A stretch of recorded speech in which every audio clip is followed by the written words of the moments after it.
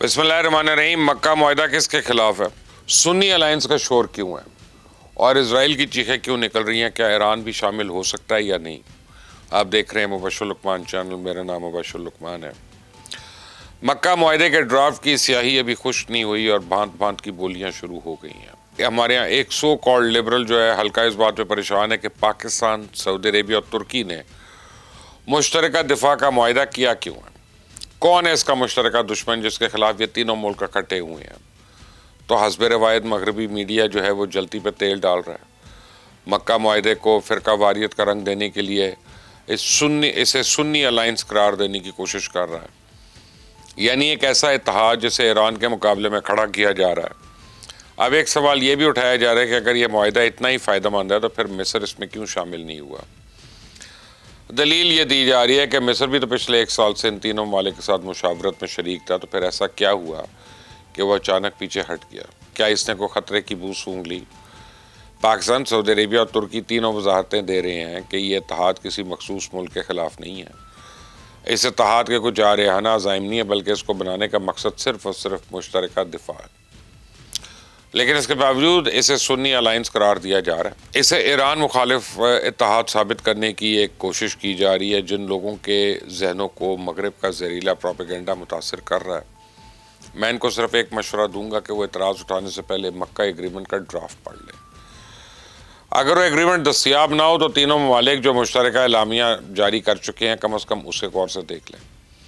ان تمام سوالوں کا جواب اس معاہدے کی بنیادی روح میں موجود ہے۔ یہ معاہدہ کسی مخصوص ملک کے دشمنی میں نہیں ہے۔ اس میں یہ نہیں کہا گیا کہ ایران دشمن ہے، یہ نہیں کہا گیا کہ اسرائیل دشمن ہے، اور یہ بھی نہیں کہا گیا کہ کسی خاص فرقے کے خلاف تینوں ممالک متحد ہوئے ہیں۔ ممکنہ معاہدے کا بنیادی اصول صرف یہ ہے کہ ایک فریق کے خلاف مسلح جارحیت کو تینوں کے خلاف جارحیت سمجھا جائے گا، یعنی توجہ دشمن کے نام پر نہیں بلکہ مشترکہ دفاع پہ ہے۔ اور یہ فرق بہت اہم ہے، کیونکہ اگر کوئی اتحاد پہلی کسی ایک ملک کو دشمن قرار دے دے تو وہ دفاعی معاہدے سے زیادہ ایک فوجی محاذ بن جاتا ہے۔ لیکن اگر دوبارہ مسلم ممالک کے لیے تمام دروازے کھلے ہوں تو تصویر بالکل مختلف ہو جاتی ہے، اور یہی مکہ معاہدے کا حسن ہے۔ آپ دیکھیں کہ تینوں ملک ابتدا کر رہے ہیں، لیکن دعوت صرف 3 ملکوں تک محدود نہیں ہے۔ دیگر مسلم ممالک میں بھی اس فریم ورک میں شامل ہونے کی صلاحیت ہے، ان کو اجازت ہے۔ عراق، ایران، شام، اردن، مالدیوز، بنگلہ دیش، صومالیہ، سوڈان، سب کو دعوت عام ہے۔ پاکستان ایک سنی اکثریتی ملک ہے، سعودی عربیہ بھی سنی اکثریتی ملک ہے، ترکیہ بھی سنی اکثریتی ملک ہے، لیکن کسی اتحاد کی شناخت صرف اس کے بانی ممالک کے فرقے سے نہیں ہوتی۔ اس کی شناخت اس کے اصولوں سے ہوتی ہے، اور اگر اصول یہ ہے کہ تمام مسلم ممالک اس دفاعی تعاون میں شامل ہو سکتے ہیں تو پھر اسے فرقہ وارانہ اتحاد کہنا یا ثابت کرنا اس اتحاد کی یا اس معاہدے کی توہین کے مترادف ہے۔ تو میں پوچھتا ہوں کہ اگر مکہ معاہدہ واقعی ایران کے خلاف بنایا گیا تو پھر ایران کے لیے اس کا دروازہ کیوں کھلا رکھا گیا؟ اگر مقصد شیعہ ممالک کو الگ کرنا ہے تو پھر ایران کو شمولیت کی دعوت دینے کی منطق کیا ہے؟ اور اگر مقصد ایران کو روکنا ہے تو پھر عراق، عمان، قطر یا دوسرے مسلم ممالک کے لیے بھی یہ فریم ورک کیسے کھلا رکھا جا سکتا ہے؟ اور اس معاہدے کو فرقہ واریت کی اینک اتار کر دیکھنا ہوگا۔ میں آپ کو اسرائیل کے سابق وزیر اعظم کا ایک کلپ سنواتا ہوں۔ جن دنوں پاکستان اور سعودیہ نے دفاعی معاہدہ کیا تھا تو وہ تب سے اس میں فرقہ واریت کا زہر گھولنے کی کوشش کر رہا تھا اور اسے سنی الائنس قرار دے رہا تھا۔ سنیں ذرا۔ Turkey is the new Iran. Turkey is trying to flip Saudi Arabia against us and establish a hostile Sunni axis with nuclear Pakistan. Iran کو اگر کوئی تشویش ہے تو وہ مکہ معاہدے پہ ضرور غور کرے، سوچے سمجھے اور پرکھے، اس کے بعد اپنا فیصلہ کرے۔ اور اگر بے چینی صرف اس بات کی ہے کہ تینوں مسلم طاقتوں کے درمیان دفاعی تعاون بڑھنے کی صورت میں خطے میں طاقت کا توازن متاثر ہوگا تو پھر ایران کو اس اتحاد میں شامل ہونے کا فیصلہ جلد از جلد کرنا چاہیے۔ تو اس ویلاگ کو سننے والے تمام ناظرین سے میرا ایک سوال ہے، سوال یہ کہ اگر کوئی مسلم ملک اپنے دفاع کو مضبوط کرنے کے لیے کچھ کرتا ہے تو کیا اس کے اقدام کو دوسرے ملک کے خلاف سازش سمجھا جائے گی؟ اگر اس منطق کو درست تسلیم کر لیا جائے تو پھر مسلم ممالک کبھی مشترکہ دفاعی نظام بنا ہی نہیں سکتے، کیونکہ ہر ملک کے کسی نہ کسی دوسرے ملک کے ساتھ اختلافات ہیں، اور یہی وہ مسئلہ ہے جس نے مسلم دنیا کو کئی دہائیوں تک تقسیم رکھا ہے. ایک ملک ایران سے اختلاف رکھتا ہے, دوسرا سعودی عربیہ سے, تیسرا ترکی سے, چوتھے سے اپنے علاقائی تنازعات ہیں. نتیجہ کیا نکلا؟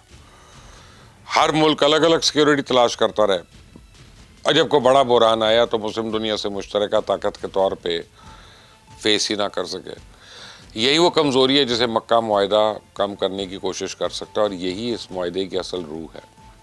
اپنی سرزمین, اپنا دفاع اور اپنی دفاعی پیداوار, اس معاہدے پہ اصل چیخیں تو اسرائیل کی نکل رہی ہیں. اسرائیل پورے ڈائسپورا امور کے وزیر جو ہیں وہ امیچائی چکلی نے مکہ الائنس کو اسرائیل کے لیے بہت خطرناک اور پریشان کن پیش رفت قرار دیا. میں آپ کو نیتن یاہو کے اس چیلے کی گفتگو کا ایک مختصر کلپ سناتا ہوں. انہیں اس اتحاد پہ ترکی کی شمولیت پہ بہت تکلیف پہنچی ہے. سنیں.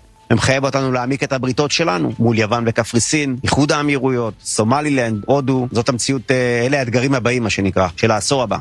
سنا آپ نے نیتن یاہو کا ایک وزیر اس بات کا اعتراف کر رہا ہے کہ سعودی عربیہ پہلے پاکستان سے دفاعی معاہدے کے باوجود ایک مختلف پوزیشن میں تھا, لیکن اس اتحاد میں ترکی کے شامل ہونے سے کی صورت حال بدل گئی, اور اس کے ساتھ ہی اسرائیلی وزیر نے یہ تجویز بھی دی ہے کہ اسرائیل کو یونان, قبرص, متحدہ عرب امارات اور صومالی لینڈ کے ساتھ اپنے اتحاد مضبوط کرنے ہوں گے.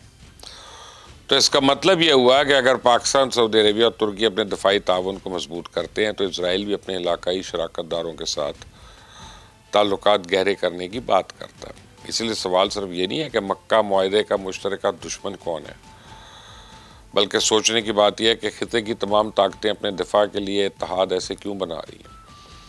آپ گریٹر اسرائیل کے تصور کو تو جانتے ہیں. مسلم دنیا میں ایک خدشہ طویل عرصے سے موجود ہے کہ اسرائیل اپنی سلامتی کی صرف اپنی موجودہ سرحدوں تک تو محدود نہیں سمجھا, بلکہ پورے خطے میں اپنی اسٹریٹجک برتری قائم رکھنا چاہتا ہے. غزہ, لیبنان, شام, عراق, ایران اور خطے کے دوسرے محاذوں پر اسرائیلی کارروائیوں نے ان خدشات کو مزید گہرا کیا ہوا ہے.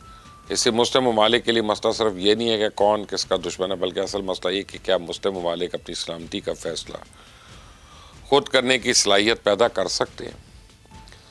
تو مکہ معاہدہ تو اپنی سلامتی کو یقینی بنانے کی ایک ہی کوشش ہے کہ کسی ایک ملک کے خلاف اعلان جنگ نہیں ہے, کسی فرقے کے خلاف اتحاد نہیں. اس معاہدے کو کسی کے خلاف فوجی محاذ قرار دینا ایک غلط بات ہے. ایک ایسا دفاعی فریم ورک ہے جسے مزید مسلم ممالک کے لیے جگہ بھی رکھی گئی ہے, اور کل ایران بھی اس میں شامل ہونا چاہتا ہے. نظریاتی طور پہ دروازہ بند نہیں ہے. بہرحال اگر ملیشیا, انڈونیزیا, کوئی اور افریقی مسلم ملک شامل ہونا چاہتا ہے, ان کے لیے بھی دروازے کھلے ہیں. تو اس کا بنیادی تصور یہ ہے کہ تعاون کسی ایک ملک یا فرقے کے خلاف نہیں, بلکہ مشترکہ سلامتی کے لیے. اچھا ہاں, یہاں ایک بڑا اہم سوال ہے کہ مصر پچھلے کئی مہینے سے معاہدے کے فریم ورک پہ پاکستان, سعودی عربیہ اور ترکی کے ساتھ مشاورت کر رہا تھا, لیکن جب وقت آیا تو ایک دم پیچھے ہٹ گیا. تو میں کل ترک وزیر خارجہ کا انٹرویو سن رہا تھا, بتا رہے تھے کہ چند ٹیکنیکل مجبوریوں کی وجہ سے مصر اس معاہدے میں شامل نہیں ہوا, لیکن اگلے چند مہینے میں انشاءاللہ وہ بھی ہمارے ساتھ کھڑا ہوگا. تب سوال ہے کہ وہ ٹیکنیکل مجبوریاں کون سی ہیں جو مصر کو اس دفاعی معاہدے میں شامل ہونے سے روک رہی ہیں. اصل بات یہ ہے کہ مصر اور اسرائیل نے 1979 میں ایک کیمپ ڈیوڈ معاہدہ کیا تھا, اور اس معاہدے کا آرٹیکل 5 اور 6 کے مطابق مصر کسی ایسے فوجی یا دفاعی اتحاد میں شامل نہیں ہو سکتا جسے اسرائیل اپنے لیے خطرہ سمجھتا ہو. تو میں نے آپ کو اسرائیل کے ایک وزیر کا بیان سنوا دیا جو اس معاہدے کو اسرائیل کے خلاف ایک خطرناک پیش رفت قرار دے رہا ہے. تو اس لیے مصر چاہتے ہوئے بھی ممکنہ معاہدے میں شامل نہیں ہو سکا, کیونکہ اسرائیل کے ساتھ کیمپ ڈیوڈ معاہدہ اس کے راستوں میں دیوار بن کے کھڑا ہے. لیکن مصر کی حکومت اب اس ٹیکنیکل چیز کو دور کرنے کا کوئی راستہ ڈھونڈ رہی ہے. امید ہے اگلے چند ہفتوں تک کوئی نہ کوئی پیش رفت ہو جائے گی. بہرحال تاریخ گواہ ہے کہ مسلم دنیا کسی بھی دور میں دشمن کو کمی تو نہیں رہی ہے, لیکن ہر دور میں سے دوستوں کی کمی کا سامنا ضرور رہا. اپنے اپنے مفادات میں اتنا الجھے رہتے ہیں کہ سامنے کے خطرات کے سامنے ہم کھڑے ہی نہیں ہو سکتے.